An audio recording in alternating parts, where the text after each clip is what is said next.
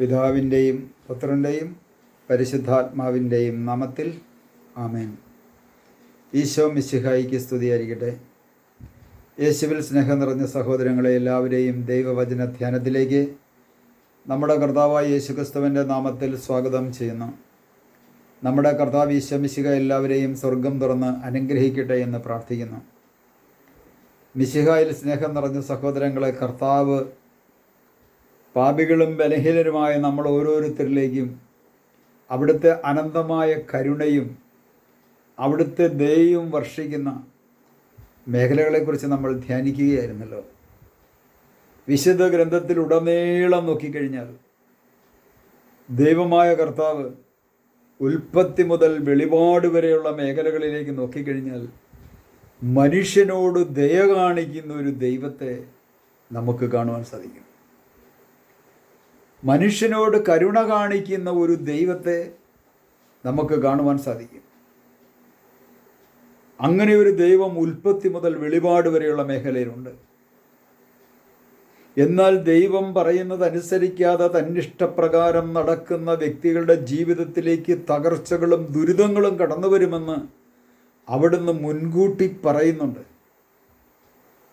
ആ തകർച്ചകളും ദുരിതങ്ങളും പേറി ആ കർത്താവിനെ വിളിച്ചപേക്ഷിക്കുമ്പോൾ അവിടുന്ന് വചനമയച്ചവരെ സൗഖ്യമാക്കുകയുമെന്ന് കർത്താവിൻ്റെ വചനം നമ്മളെ ഓർമ്മിപ്പിക്കുന്നുണ്ട്. കാരുണ്യവാനായ കർത്താവ് നമുക്ക് കാണുവാൻ സാധിക്കും. വിശുദ്ധ ഗ്രന്ഥം പഠിക്കുമ്പോൾ യോഹന്നാൻ്റെ സുവിശേഷം 11-ാം അധ്യായത്തിൽ മരിച്ചുപോയ ഒരു ലാസറിനെ കുറിച്ച് എല്ലാവർക്കും അറിയാം.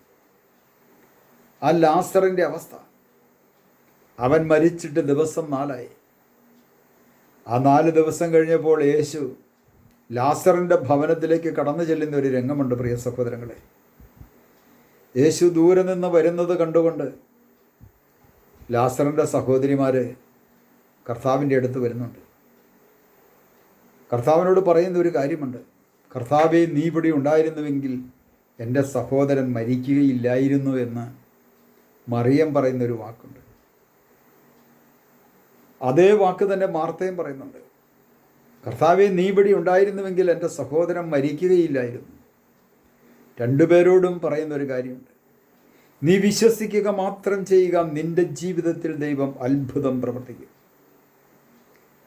ഇന്ന് ക്രിസ്ത്യാനിയെ സംബന്ധിച്ചിടത്തോളം ക്രിസ്ത്യാനിയുടെ ജീവിതത്തിൽ അത്ഭുതം ദൈവത്തിന് നടത്താൻ പറ്റാത്ത ഒന്നാമത്തെ തടസ്സം അവൻ്റെ വിശ്വാസമില്ലായ്മയാണ്. വിശ്വസിക്കുന്ന ഒരു വ്യക്തിയുടെ ജീവിതത്തിലേക്കാണ് കർത്താവിൻ്റെ അനന്തമായ കരുണയും ദയയും അവിടുന്ന് വർഷിക്കുന്നത്. ഇവിടെ രണ്ടുപേരോടും പറയുന്നുണ്ട്. ഒരാൾ വന്ന് പറഞ്ഞു: കർത്താവേ, നീ ഇവിടെ ഉണ്ടായിരുന്നുവെങ്കിൽ എൻ്റെ സഹോദരൻ മരിക്കുകയില്ലായിരുന്നു. കർത്താവ് പറഞ്ഞു: ഞാനാണ് പുനരുത്ഥാനവും ജീവനും. എന്നിൽ വിശ്വസിക്കുന്നവൻ മരിച്ചാലും ജീവിക്കും. കാരണം പുനരുത്ഥാനം ഞാനാണ്. ഉടനെ ഇത് കേട്ട സഹോദരി പറയുന്ന ഒരു കാര്യമുണ്ട്. ലാസറിൻ്റെ സഹോദരി പറയുന്നുണ്ട്: അന്ത്യവിധിയുടെ സമയത്ത് ഉയർത്തെഴുന്നേൽക്കുമെന്ന് അതെനിക്കറിയാം. ഇതൊക്കെ പറയുന്നുണ്ട്. അപ്പോഴും കർത്താവ് അവളോട് പറയുന്നൊരു കാര്യമുണ്ട്: വിശ്വസിക്കുക മാത്രം ചെയ്യുക. ഒരാൾ പോയി അടുത്തയാൾ വന്നു. മാർത്ത പോയി മറിയത്തോട് പറയുന്നുണ്ട്: മറിയേ, ദേ യേശു വന്നു. അവളും വന്നത് പറയുന്നുണ്ട്. അവളും പറയുന്നുണ്ട്, അവളുടെ വേദനയും ദുഃഖവും കാണുമ്പോൾ അവരോട് കരുണ കാണിച്ച് അവിടുത്തെ ഹൃദയത്തിൽ നിന്ന് ദയ ഒഴുകുന്നത്, യേശു അവിടെ കണ്ണുനീര് പൊഴിക്കുന്നത്, കരയുന്നതായിട്ട് നമുക്ക് കാണുവാൻ സാധിക്കും. യേശു കരയുന്നു. ആ കുടുംബത്തോടുള്ള സ്നേഹം, ആ കുടുംബത്തിലേക്ക് കരുണ വർഷിക്കാൻ പോകുന്നു. ആ കർത്താവിൻ്റെ ദയ ആ കുടുംബത്തിലേക്ക് ഒഴുകുവാൻ പോകുന്നു. പ്രിയ സഹോദരങ്ങളെ, യേശു അവിടെ കരയുന്ന ഒരു രംഗമുണ്ട്. യേശുവിൻ്റെ കണ്ണിലൂടെ കണ്ണുനീരൊഴുകി. അത് സന്തോഷത്തിൻ്റെ കണ്ണുനീരല്ലായിരുന്നു. അവരുടെ വേദനയിൽ പങ്കുകാരനാകിക്കൊണ്ട് യേശു കരയുകയാണ്.